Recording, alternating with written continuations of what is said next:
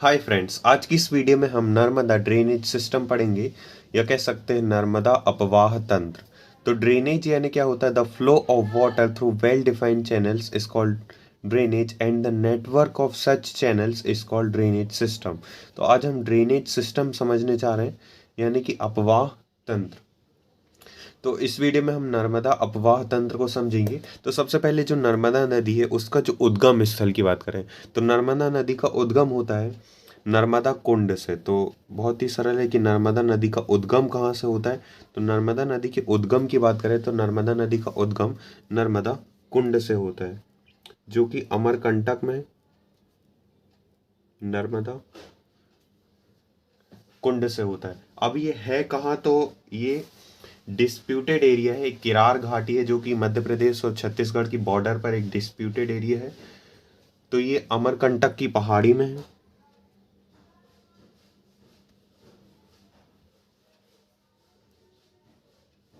अमरकंटक की जो पहाड़ी है उस पर ये स्थित है। अब कई बार इस एग्जाम में पूछ लिया जाता है कि इसका जिला कौन सा है। तो जिला की बात करें तो वो है अनूपपुर जिला। अनूपपुर जिला। अब नेक्स्ट पूछ लिया जाता है कई बार कि इसकी तहसील क्या है। अनूपपुर जिला और तहसील।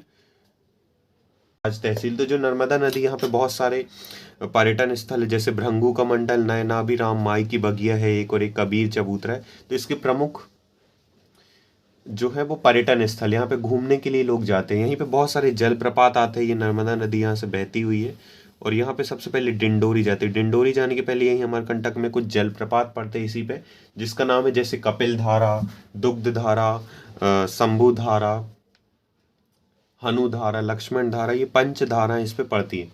तो यहाँ पे जब ये यहाँ पे आता है सबसे पहले नर्मदा नदी अमरकंटक से निकलने के बाद ये कहाँ जाती है? तो ये जाती है डिंडोरी। डिन आगे से बढ़ती हुई जाती है यहाँ से मंडला। तो मंडला एक प्रायद्वीपीय जिला माना जाता है, क्योंकि क्या है, ये जो मंडला है ये नर्मदा नदी से घिरा हुआ है पानी से, इसलिए इसको प्रायद्वीपीय जिला भी माना जाता है। मंडला की बात करें तो यहाँ पे एक और नदी आती मंडला में, जिसका नाम है थावर नदी, और इसलिए इसको प्रायद्वीपीय जिला भी कहते हैं। मंडला को यहाँ पे आती है थावर नदी। थावर नदी, और थावर नदी पर ही बना है एक थावर डैम। तो यहीं पे आप लिख सकते हैं एक डैम बना है थावर डैम, थावर नदी पर। यहाँ से और आगे जाएगी ये जो नर्मदा नदी वो बहती हुई, यहाँ पे जब ये जबलपुर पहुंचेगी, इसके बाद देखिए अमरकंटक से निकली डिंडोरी, फिर मंडला, फिर अब आएगी जबलपुर। तो यहाँ से एक नदी मिलेगी जबलपुर आने के पहले, यहाँ पे एक बरगी नदी मिलेगी। तो बरगी नदी ये फेमस नहीं है, लेकिन इस पर जो एक डैम बना हुआ है जिसका नाम है बरगी डैम, तो वो बहुत ज़्यादा फेमस है। बरगी नदी पर बना हुआ है बरगी डैम। इसी पे एक डैम बना हुआ है जिसका नाम ही बरगी डैम है, जो कि 90 मेगावाट का है। 90 मेगावाट का है, और ये 45x2 दो यूनिट में बटा हुआ है। 90 मेगावाट का डैम है। इसका इसका नाम, जैसे कि कोई भी परियोजना होती तो इसका नाम है रानी अवंतीबाई परियोजना। इसके बाद आता है जबलपुर, यहीं पे आ जाएगा, थोड़ा आगे बहेगी नदी नर्मदा नदी, यहाँ पे आ जाता है जबलपुर। जबलपुर आता है तो इस जबलपुर में बहुत सारे घाट बने हुए नर्मदा नदी पर। तो पहला हम देखें तो यहाँ पे बहुत सारे घाट हैं। तो पहला जो घाट है वो है ग्वारी घाट, यहीं पे सबसे पहले पड़ेगा घाट। ये बहुत ही फेमस है आध्यात्मिक दृष्टि से। इसके बाद दूसरी बात करें तो ग्वारी घाट के बाद आता है तिलवारा घाट। यही तिलवारा घाट में जो महात्मा गांधी थे उनकी अस्थियों को सिराया गया था। द्वारी घाट के बाद यहाँ तिलवारा घाट में महात्मा गांधी की अस्थियों को सिराया गया था। फिर इसके बाद आता है लमहेटा घाट। लमहेटा घाट,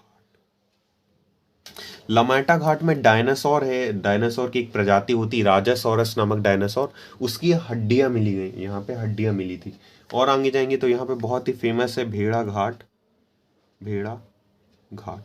तो ये ग्वारी घाट, तिलवारा घाट, लमेटा घाट, बेड़ा घाट, बहुत सारे घाट यहाँ पे फेमस है, जैसे जिलहरी घाट है, उमा घाट है, लेकिन मेन यहाँ के चार हैं तो जो मैंने बता दिए। अब यहीं पे बहुत बड़ा एक जलप्रपात है, जिसका नाम है धुआंधार जलप्रपात। यहीं पे जलप्रपात मिल जाएगा भेड़ाघाट में, जिसका नाम है धुआंधार जलप्रपात। और यहीं पे है 64 योगिनी मंदिर। 64 योगिनी मंदिर, 64 योगिनी मंदिर बहुत ही फेमस है। और यहीं पे बंदर कूंदनी पंचवटी है, एक पंचवटी भी है, बंदर कूंदनी पंचवटी। यहाँ से ये बंदर कूंदनी पंचवटी और आगे जाएंगे धीरे धीरे तो 64 योगिनी मंदिर। इसके बाद ये जबलपुर में इतना सब कुछ आ जाता है, ग्वारी घाट, तिलवारा घाट, लमेटा घाट, भेड़ा घाट। और भेड़ा घाट में ही 18 मीटर ऊंचा एक जलप्रपात है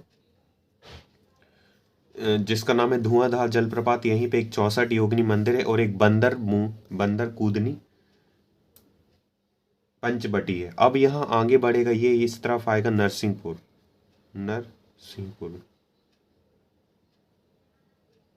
नरसिंहपुर तो नरसिंहपुर जैसे ही पहुंचेगा तो नरसिंहपुर में एक नदी है जिसका नाम है शक्कर नदी। यहाँ पे एक नदी आती है, इसका नाम है शक्कर नदी। शक्कर नदी, और शक्कर नदी पर ही बना है, शक्कर नदी पर बनी है चिनकी परियोजना। तो ये बहुत ज़्यादा फेमस है, शक्कर नदी पर चिनकी परियोजना। यहाँ से और आगे बहती हुई नर्मदा नदी जाती है। यहाँ से देखें तो नॉर्थ में एक नदी आती है यहाँ से, और ऊपर से एक नदी आती है। तो ये दोनों एनिमल्स के नाम पे रखी गई है यहाँ। और यहाँ नीचे बात करें तो यहाँ पे है शेर नदी। तो आई होप आप समझ गए होंगे, नर्मदा नदी अमरकंटक से निकली, फिर डिंडोरी गई, फिर मंडला, फिर जबलपुर, फिर यहाँ पे आई नरसिंहपुर। अब नरसिंहपुर से आगे जाने वाली है और बहेगी यहाँ पे, और यहीं पे मिल जाएगा एक होशंगाबाद।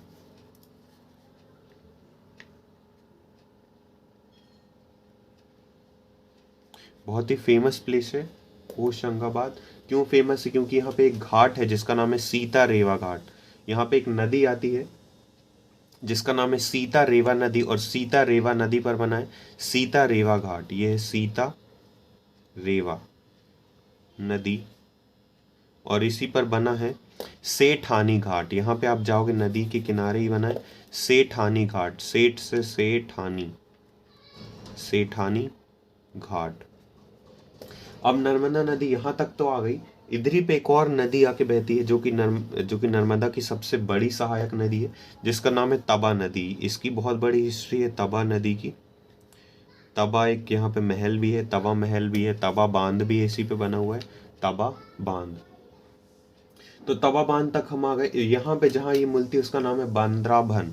जिस पॉइंट पर ये नदी आकर मिलती है इसे बोला जाता है बांद्राभन। तो ये तबा नदी यहाँ आई। अब तबा नदी पर बना है तबा डैम। तो सबसे पहली बात तो ये नर्मदा की सबसे बड़ी सहायक नदी कौन सी है? तो तबा नदी, और तबाई नदी पर बना है नर्मदा का सबसे लंबा डैम जिसका नाम है तबा डैम। अब होशंगाबाद तक तो आ गई नर्मदा नदी। अब और आगे बहते हुए